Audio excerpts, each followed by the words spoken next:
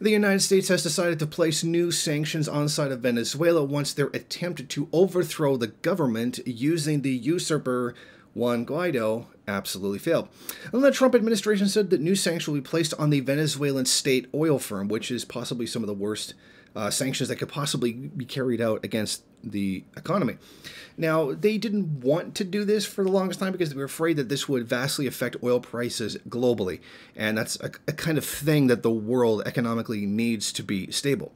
Now, this comes right after last week the quote-unquote official opposition just unilaterally decided to declare himself the president of Venezuela, backed by the United States, Israel, and other such welcome and loving and totally not evil countries across the world.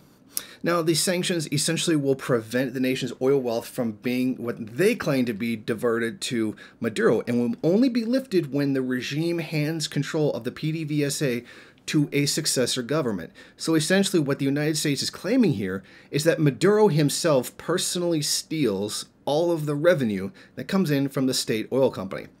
Of course, as usual, they offer absolutely no evidence of this whatsoever. Steve Mnuchin said the PDVSA has long been a vehicle for embezzlement and corruption by officials and businessmen. The sanctions will prevent the nation's oil wealth from being diverted to Maduro and only be lifted when his regime hands control over the PDVSA to a successor government, he added. The path to sanctions relief for the PDVSA is through expeditious transfer of control of the interim president or subsequently democratically elected government who is committed to taking a concrete and meaningful actions to combat corruption. So essentially what they're saying is, we are literally going to block you from receiving the revenue from your oil until you put somebody else in charge. Think about that. It blows my mind. The blatant... The country's being held for ransom. I mean, imagine if anybody did that to the United States. You know what? Donald Trump is an idiot. So you know what? We are literally going to cut off your food. We are going to cut off every source of revenue until you have another president. And if anything bad happens to the American people, well, SOS. Get rid of the guy in power. Imagine the wholly undemocratic nature of that. Just the unbelievably anti-democratic nature of this. If that's not literally coercing the country out of democracy, what is? Now, under the U.S. sanctions, U.S. companies can continue to purchase Venezuelan oil, but payments must be held in an account that cannot be accessed by the Maduro government. So you're still paying for it. We're just going to withhold the money until you have a new president. Now, I think it's very important to point it out exactly how serious this is. I mean, this is the main source of revenue for the Bolivarian government. I mean, these are pretty serious sanctions that are being placed on the country.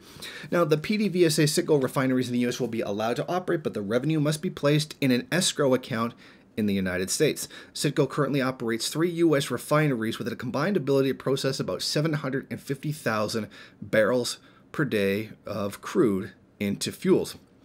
Now, European and Caribbean companies will also be granted licenses so they can wind down business with PDVSA in an orderly fashion. So it sounds like the United States is trying to force other countries not to buy oil from Venezuela. I mean, again, another intensely undemocratic measure that's being carried out by the U.S., but completely ignored by not just the shills in power, but the shills in the United States that are anti-Maduro, who claim that this is all about protecting freedom and democracy, yet you have these blatantly anti-democratic moves that are not only anti-democratic to Venezuela, but to other countries as well, and they just merely look the other way.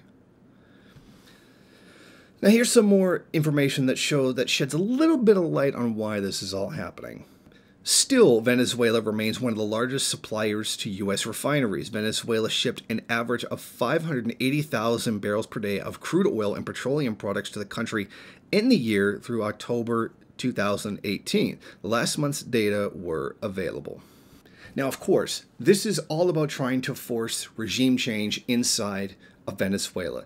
They are literally holding the people of Venezuela hostage until they get rid of the president that 67% of the population voted for.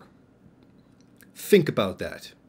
Now imagine this was done to some kind of, it was done but to the US or Canada or some kind of a Western social democratic country. There would be an absolute outrage by people over this happening, calling it anti-democratic, calling it fascist, calling it all kinds of things. But as usual, when it's done to a poor country with brown people, a victim of US imperialism, everybody just looks the other way. All the so-called bleeding heart liberals are suddenly on the side of totalitarianism. They're all of a sudden on the side of the United States, forcing other countries to change their governments. That speaks volumes about how liberalism actually works and how liberalism is actually a right-wing ideology that's been sold as being left, even though it perfectly isn't. So what we have here is basically the biggest act of sabotage, holding people hostage that Venezuela could possibly suffer. And as usual, the UN, the body that is supposed to be overseeing these things, resolving these kind of disputes, nowhere to be found. Now, let's say that they even did. Let's say they made a ruling that the US had to stop. Would they have any way of actually forcing the United States to do it? Well, the answer would be no, because the United States would keep doing it, which shows that at least in the capacity of trying to regulate the contradictions between different states in the world, the UN is a complete and utter failure. The UN has no ability to force anyone to do anything if they're the United States or some kind of equivalent military power, which kind of undermines the whole purpose for the UN to begin with. But we're supposed to believe there's some kind of globalist conspiracy to control the entire world by making the American people the victims, even though it's literally the United States that's pretty much holding all of the cards in this situation and, you know, can't actually be dictated to by the UN. But, of course, as usual, the Western world will completely look the other way and continues to support imperialist aggression against Venezuela, no matter how much they end up actually causing the Venezuelan people to suffer. Thank you for watching. If you like this program, then please head over to my Patreon page and set up a monthly donation. It's your donations that keep this program running. Also, if you would like, please rate, comment, subscribe, and share in various social media.